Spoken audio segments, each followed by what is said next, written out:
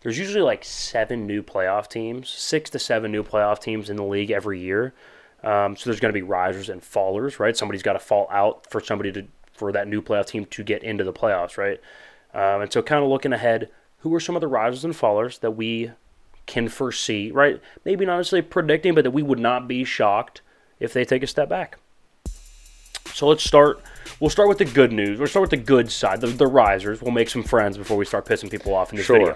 So we'll start with the risers. Let's start with the Broncos. I think, to me, this is almost a no-brainer. First of all, I don't think it's possible for Russell Wilson to be as bad as he was. I mean, would really hope not. There was the one stat, it was floating around on TikTok and Twitter and stuff. It was like week 13, and he had more bathrooms in his mansion than he did touchdown passes. Do you remember that when that was a thing? Yeah. I think he's got like 14 bathrooms or something like that. And it was like, it is week 12 of the NFL season, and Russell Wilson still has more bathrooms than he does touchdown passes, right? So there's no way he could be as bad as he was. They had cluster injuries at running back and on the offensive line, and at wide receiver there were some key injuries as well. And you gain a Hall of Fame coach. Like, there's not a lot of ways that you can foresee them being as bad as they were. Now, again, they won 6 games. By rising, I mean winning about 50% more games, I think is what we would kind of classify as rising. So Can they win 9 games? I think absolutely they can win 9 games. I'd predict them closer to 10. In my eyes, I think they are a much better football team this year and the first team in the riser category. I'm going to agree with you. And I'm also going to say, God, why don't you love TikTok? To give you information like that. It's the dumbest things like that, but I love it. Yeah, and it really just shows. It shows how bad he was, quite honestly. And he's going to take a step forward. You have a better coach. You have more pieces now. Like, this thing has to get going at some point. Everybody kind of thought it was going to go last year. It was like a slow burn. Yeah, sometimes you hit that button and it's like, oh, what the hell happened? And then it just He was a lot better also. The last 3 games of the season, once Hackett was gone, he was a much better quarterback. Oh, so yeah. You could see where there's area for development and where he'll get better. The next riser here, let's go with the Detroit Lions. Okay. So, look, the division's wonky, right? And I think Minnesota is still going to be a good football team, right? So they went 11-0 in one-possession games last year.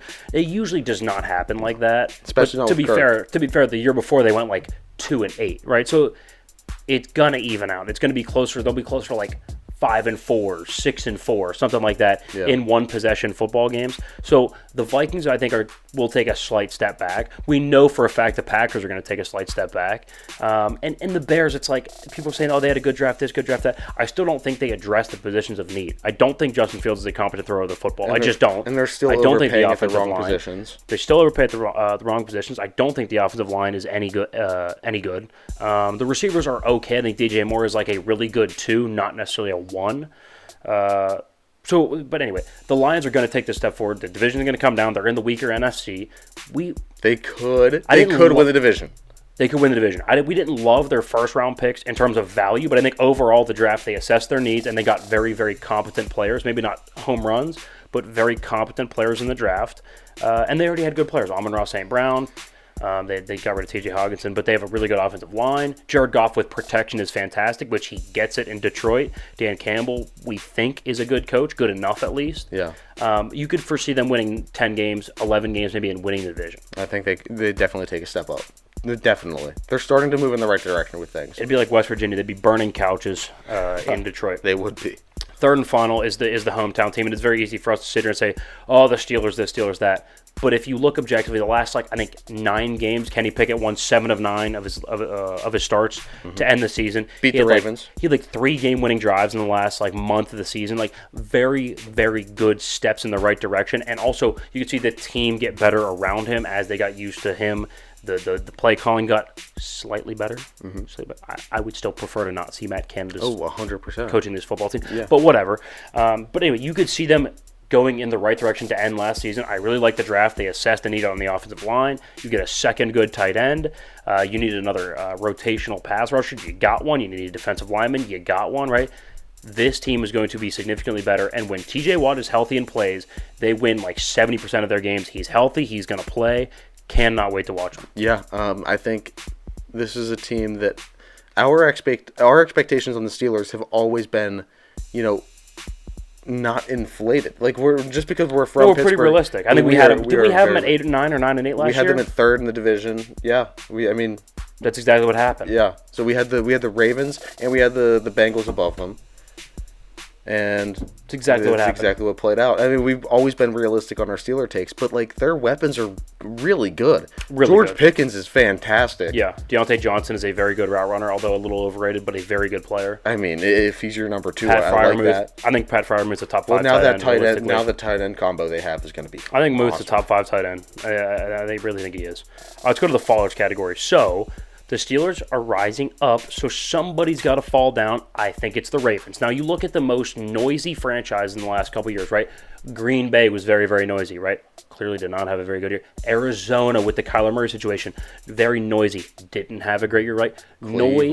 Cleveland, there you go. Noise, particularly in the NFL, does not equal wins almost ever. No. Right? Like, the noise of the offseason, generally, the worse the football team is going forward, right? Even Tom Brady, before Tom Brady's last year in New England, right? You're hearing, talking about weapons this and weapons that. He's recording the documentaries and shows, and he's looking at houses here and there. Noisy. And even New England couldn't get the job done, right? Yeah. Noise does not work in the NFL. The Ravens have had easily the most noisy offseason, right, in terms of Lamar's contract discussion, holding out here, let's sign OBJ, and J.K. Dobbins is upset with his role in the offense, and blah, blah, blah. But all you're hearing is noise out of Baltimore. I mean, it's quieted down since the Lamar contract kind of got figured out, but noise does not equal wins. I think they take a step back. I think it's a 7-win team. I think it's a very injury-prone team. I think they win 7 games. The Steelers finish in second and take over that playoff spot that the Ravens had. Yep. I mean, a team that can't stay healthy and filled with just drama. I mean, you look around, you saw it happen to Washington. You saw it happen to Houston, Dallas even. So, like, we'll get to Dallas. Just look around. Just look around at what's happening. Understand the trend. And then project from there. And that's what we're doing. And I can definitely see the Ravens taking that path just straight downward this year. All right, so you mentioned Dallas. It's a perfect segue. Let's go to Dallas. So first of all, I think they lose a top 3 offensive coordinator in football. That means Mike McCarthy is now calling plays, which when we have seen him call plays, I don't love that at all. Don't love that. I don't like my head coach calling plays, period, unless it's like an Andy Reid, Sean McVay maybe. Especially not with Mike McCarthy. No. Sorry, but it's true. Again, you lose Kellen Moore, that's a problem. You lose, right? Like, so if CeeDee Lamb rolls an ankle, who are you throwing the football to? You could keep telling me Brandon Cooks. It's like his 8th team in 8 years for a reason. Belichick moved off him. Sean Payton moved off. Like, good coaches and good franchises have moved off of Brandon Cooks. It's for a reason. Yeah. You lose Zeke, so now it's all Tony Pollard, which I like, but let's not act like the backfield is a world beater. The offensive line is aging yet again. I think Trayvon Diggs is the most overrated corner in football. I think Stephon Gilmore is the most overrated second corner in football. Yeah. Like, I don't see it with Dallas. I think it's an 8-win football team. There are a lot of bad spots. I think it's an 8-win football team. A lot of bad spots, and Dak can't carry that weight on his own. Could not agree more. Okay, now let's go to the third one, which we've talked about before. I think the Buffalo Bills. And this is back to the noise discussion.